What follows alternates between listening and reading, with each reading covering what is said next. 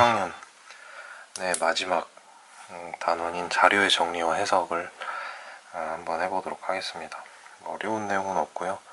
그냥 자료를 말 그대로 정리하는데 그 방법이기 때문에 한번 보겠습니다. 일단 자, 첫 번째로 줄기와 잎 그림이라는 게 있어요. 말 그대로 나무에 그냥 나무, 이런 나무가 있으면 그냥 줄기가 이렇게 있죠. 여기 이렇게 나뭇잎이 붙어 있는 그냥 그런 의미로 줄기와 잎 그림이라고 합니다. 그래서 예를 들어서 우리 반 학생들의 팔굽혀펴기를 한 개수를 여기다 이렇게 적어 놨어요. 근데 이렇게 적어 놓으면 20번 20번대를 한 친구가 몇 명인지, 30번대를 한 친구가 몇 명인지 이렇게 찾아보기가 참 어렵죠. 이렇게 그래서 자료를 정리를 한 거예요. 자료를 정리하는 방법 중에 하나가 이제 줄기와 잎 그림이라는 거예요.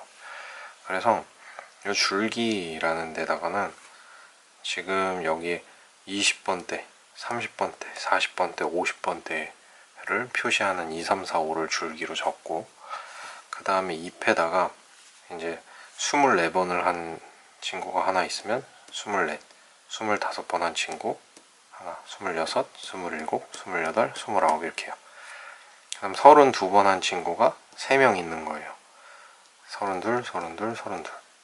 33번 한 친구도 2명 있고, 36번 한 친구 하나. 40번 때도 마찬가지로 42번 한 친구가 이렇게 두 번이 있는 거고요.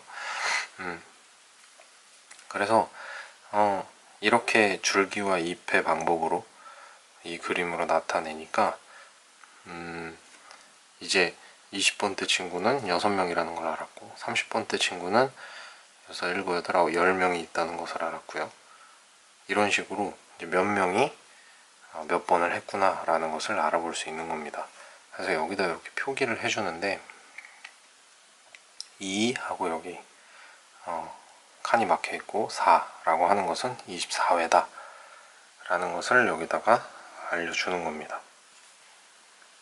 이런 게 우리 실생활에서 많이 볼 수 있는 데는 버스 시간표나 열차 시간표 같은 데서 예를 들어 시간 이렇게 있고 5시, 6시, 7시, 8시 이렇게 있고, 이렇게 분 있고 15분, 30분, 45분 이렇게 있고 6시 10분, 20분, 30분 이런 식으로 버스나 열차가 있는 시간을 이렇게 나타낸 것, 이런 것도 줄기와 잎 그림이라고 볼 수 있어요. 우리 실생활에서는 주로 이런 곳에서 볼 수 있습니다.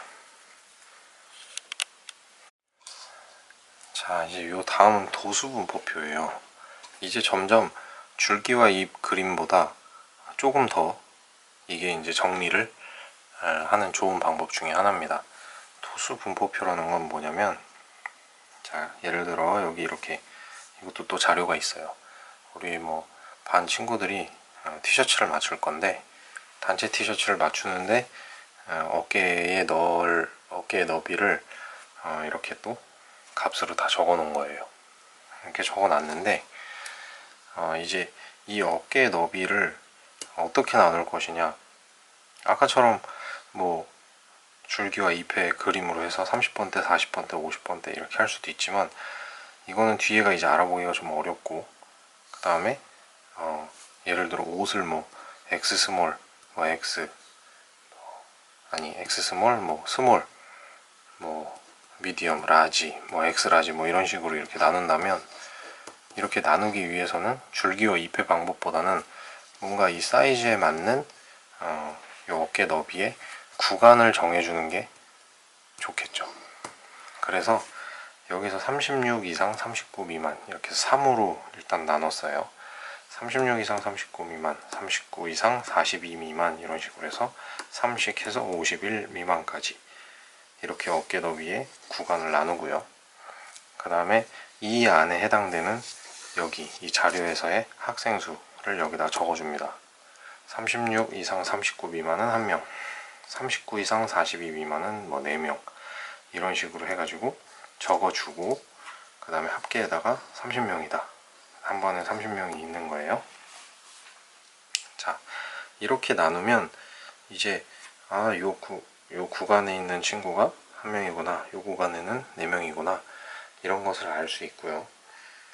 이때 이제 도수분포표에서 이 표에서 나타내는 그 단어들이 있어요. 몇 가지 단어가 있는데 일단은 이 별량이라고 하는데, 별량, 요런 것도, 요런 것들을 별량이라고 해요. 그러니까 이 자료가 이렇게 있는데 자료를 수량으로, 그러니까 이렇게 숫자로 이렇게 나타낸 요런 것들을 별량이라고 불러요. 근데 요 별량을 일정한 간격으로, 지금 3의 간격으로 다 이렇게 잘랐죠, 그죠? 3의 간격으로 이렇게 나눴는데, 이렇게 하여튼 별량을 일정한 간격으로 나눈 이 구간, 요런 구간들을 계급이다 라고 해요. 그리고 이 계급이 이제 계급이 하나, 둘, 셋, 넷, 5개가 있는데, 이 계급에서 요 구간의 폭이 있죠. 36 이상 39 미만이라는 요 크기가 있어요. 폭이 있는데 요런 크기를 계급의 크기다 라고 불러요. 그리고 또 이제 요 계급, 요 한 계급에 속하는 요 자료의 수가 있죠. 자료의 수, 요런 것들, 요런 자료의 수를 도수라고 합니다. 그래서 이제 요 각 계급에 속하는 도수를 이렇게, 각 계급에 속하는 도수들을 이렇게 나열해서 표를 만든 것이 결국은 얘를 도수 분포표다 라고 부르는 겁니다. 그래서 이게 도수 분포표가 되는 겁니다. 자, 이런 식으로 해서 자료를 나눈다는 거, 이거를 기억하시면 되겠습니다. 자, 다음은 히스토그램이라는 것과 도수분포 다각형이라는 게 있어요. 자, 이거는 히스토그램과 도수분포 다각형은 도수분포표를 그림으로 나타낸 거예요. 그래서 지금 여기서 보다시피 미세먼지 농도가 미세먼지 농도의 계급을 이렇게 나눴는데, 여기 이제 도수들이 있죠. 그래서 이게 지금 도수분포표가 되는 거예요. 이 도수분포표를 이렇게 보면, 물론 자료가 많지 않기 때문에 어디가 미세먼지 농도가 높은 도시의 수가 몇 개인지, 가장 많은 도시가 수가 몇 개인지 여기 이렇게 딱 한눈에 볼 수 있지만, 이게 자료가 많아지면 이제 보기가 좀 어려워지는 겁니다. 그래서 이런 히스토그램, 그림으로 해서 눈으로 한눈에 딱 알아볼 수 있게 그리는 게 히스토그램이에요. 자, 그리고 아까 전에 이제 도수분포표에 대한 얘기 한 가지만 더 추가를 하면, 예를 들어 이렇게 여기 구간을 10씩 나눴잖아요. 그래서 도시의 수를 이렇게 나눴어요. 근데 예를 들어 이 계급의 크기를 크게 잡았어요. 적당한 크기로 나눠야 되는데 너무 크게 나눈 거예요. 뭐 예를 들어 40 이상 80 미만으로 해가지고, 뭐 40에서 80, 뭐 80에서 100 이렇게 해가지고, 뭐 여기 몇 개 이렇게 해서 도수분포표를 이렇게 두 칸만 나타낼 수도 있지만, 이렇게 하면 이제 자료를 분석하기에는 좀 부적합한, 그러니까 정보가 너무 없는 그런 도수분포표가 되는 거죠. 그래서 도수분포표를 만들 때는 이렇게 적당한 크기로 나눠가지고 이렇게 표를 그리는 게 중요합니다. 그래서 자, 이제 다시 히스토그램 얘기로 돌아가서, 히스토그램은 어떻게 그리느냐, 여기 지금 보면 각 계급의 이 크기, 요 크기를 가로축에다가 놓고요. 그 다음에 여기 나와 있는 도수를 세로축에다가 놓습니다. 그래가지고 요거에 맞게 이렇게 막대 그래프를 그리는 거예요. 자, 우리나라에서 미세먼지 농도가 이 구간에 해당하는 도시의 수가 이렇게 있다라고 했을 때, 자, 40 이상 50 미만, 40 이상 50 미만에는 한 개 도시가 있어요. 그럼 여기 한 개 도시만 이렇게 가게 막대 그래프를 그리면 되고, 50에서 60 사이는 8개, 60에서 70 사이는 5개, 70에서 80 사이는 11개, 80에서 90 사이 3개, 90에서 100 사이는 2개다. 이렇게 막대 그래프로 그린 것, 요거를 히스토그램이라고 불러요. 그 다음, 그럼 도수분포 다각형은 뭐냐?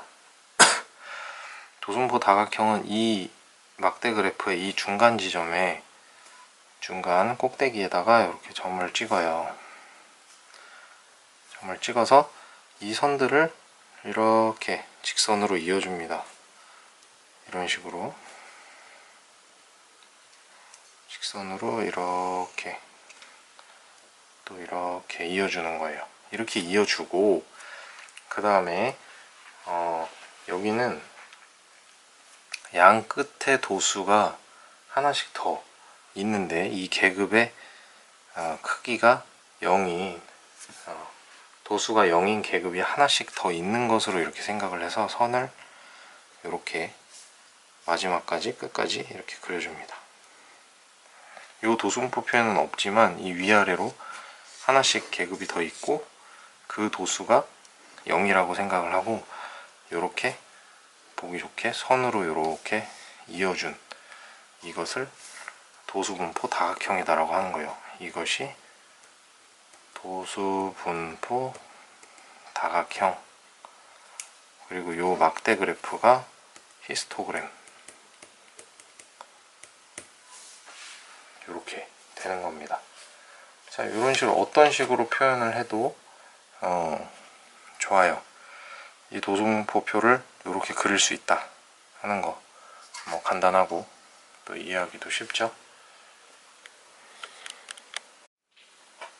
자, 마지막으로 상대도수예요. 상대도수는 어떤 계급의, 상대도수는 도수의 총합분의 그 계급의 도수라고 적혀 있는데, 쉽게 얘기하면 이렇게 도수들이 있잖아요. 각 계급에 해당하는 도수가 이렇게 있는데, 요 도수가 해당하는 비율이라고 생각을 하면 됩니다. 그래서 200명 중에 33명이 있는 비율, 그래서 33을 200으로 나누면 0.165가 나와요. 그래서 이렇게 지금 계산을 해서 얘는 200분의 33, 얘는 200분의 67, 얘는 200분의 74, 얘는 200분의 19, 얘는 200분의 7, 이런 식으로 해서 여기 지금 소수로 나타낸 거예요. 자, 이 전체에 대한 요 도수의 비율, 얘가 차지하는 비율을 그냥 여기다 적어 놓은 거, 그걸 상대도수라고 하는 겁니다. 이렇게 되고, 그 다음에 여기서 200분의 33, 67, 14, 19, 7 이렇게 더하면, 이걸 다 더하면 200분의 200이 되겠죠, 결국은. 그렇죠? 그래서 이 합계는 결국 1이 되는 거예요. 자, 이렇게 도수라는 게 있는데 왜 굳이 상대도수를 써가지고 이렇게 소수점으로 나누게 하냐, 귀찮게. 그거는 이제 이 도수가, 도수나 이 도수의 총합이 만약에 엄청 큰 거예요, 숫자가. 뭐예요, 예를 들어 뭐 어떤 도수에는 한 명이 있고 어떤 도수에는 뭐 10,000명이 있어요. 그럼 그래프가 뭐 히스토그램을 그리거나 하면은 뭐 이렇게 한 명이 있고 막 10,000명은 막 저기 끝까지 막 올라가겠죠, 이렇게. 그래서 얘를 비율로 해가지고 줄여주는 거예요. 그래서 그래프를 그려도 많이 벗어나지 않게 상대도수라는 걸 이용을 해서 하는 겁니다. 그냥 이렇게 나누기만 한 거고, 실제 그래프의 뭐 형상이나 뭐 이런 모양들은 전에 봤던 히스토그램이나 뭐 도수분포 다각형과 전혀 다를 바가 없다고 생각을 하시면 됩니다. 그래서 이렇게 말은 뭐 상대도수라고 해서 어렵지만 뭐 계산하는 방법은 이렇게 간단하니까 이렇게 기억을 하시면 되고, 상대도수의 합은 1이 된다 이것만 기억을 하면 되겠습니다.